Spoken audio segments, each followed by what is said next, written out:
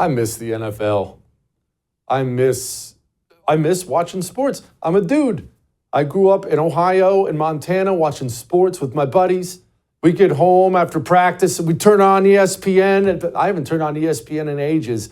I miss being able to just watch athletes. We never cared what race, religion, we didn't care what their politics were. We just wanted to see these athletes perform. And that's all it used to be. And I try to explain this to my sons that it didn't used to be like it is now. And that they look at me like I'm an alien from another planet. It's the only world they've ever known. It breaks my heart.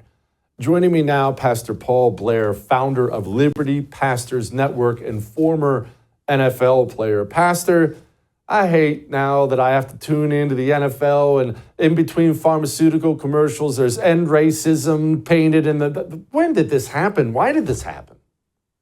Well, sadly, we just let our guard down and it just eroded through the years. When I was a ball player, whether it be in college or in the pros, and we weren't the Mexican Chicago Bears and the black Chicago Bears and the white Chicago Bears. When we came out on the field, we all wore one uniform, one name on the front. We had different names on the back, but we were the Chicago Bears. And your ethnicity or your economic background made no difference. I mean, it's truly in a way, a free market. Those guys that were the most talented at their particular position wound up earning a job.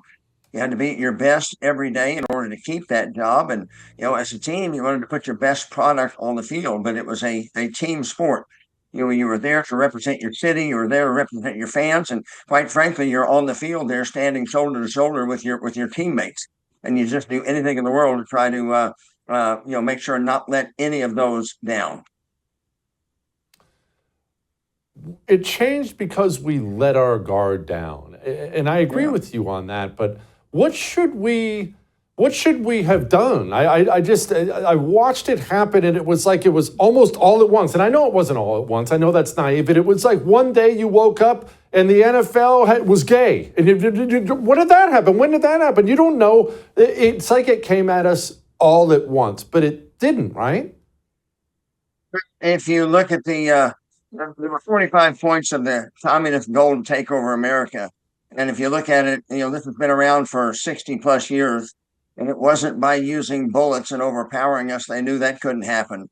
But it was to erode us morally and in our educational system. Our seminaries were infiltrated, and we now have pastors that are woke and, quite frankly, cowards. They aren't bulldog watchdogs of their flocks. And we had always gone to, we'd gone to public education. I was a product of public school system. But when I was in school, we were taught facts. We were taught reading, writing, arithmetic, phonics, science. Most of us just assumed that was still going on in the school system. However, over the last 20, 30 years, they were stopping, they weren't educating our children, they were indoctrinating our children. And then you have a whole generation of people that are now adults that don't think rationally or don't think logically, have no critical thinking skills. I never thought we'd be in an age where we had to define how many genders there were. I mean, that's been quite obvious for 6,000 years. It's obvious biologically. You're either XX or XY. Having been in many locker rooms and lived a life of 62 years, there's two genders, I can guarantee it. And for people that try to add to that, well, to those of us that are older, that's insane. Sadly, the younger generation has just accepted this insanity. We live in the twilight zone, and we're fighting to take it back. Do you think, now I realize it's just the beginning, but do you think we are starting to take it back? And I asked that question for this reason, Pastor.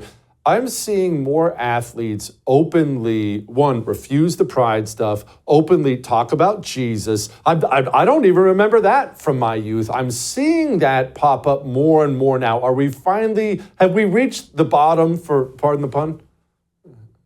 I really do. And what's sad is, actually, it's sad for my generation, but encouraging for the future.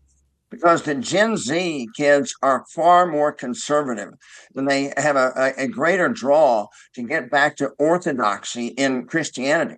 The seeker-friendly movement was one of the things that let Christianity down, quite frankly, fundamentally. But this youngest generation is more conservative than the baby boomers, of which I'm at the tail end of, and the millennials. And quite frankly, I think the left just overplayed their hand. These last 5 or 6 or 7 years, I mean, we didn't go with an argument over, even reasonable things. I mean, we stepped straight into the twilight zone. When you have people dressing up like animals and demanding that they be referred to as a furry or some sort of animal creature, and when we have parents taking their children into permanently altering their bodies physically and destroying them Oh, emotionally, that's something that was so outside the realm of possibility even 10, 12 years ago. You never even saw it coming. When Barack Obama, the first community organizer that I ever heard of, was elected president, everyone was very dogmatic that marriage was between one man and one woman. Even when he ran for reelection in 2012, he campaigned on the idea that marriage was one man and one woman. Of course, we know he was lying now looking back at it.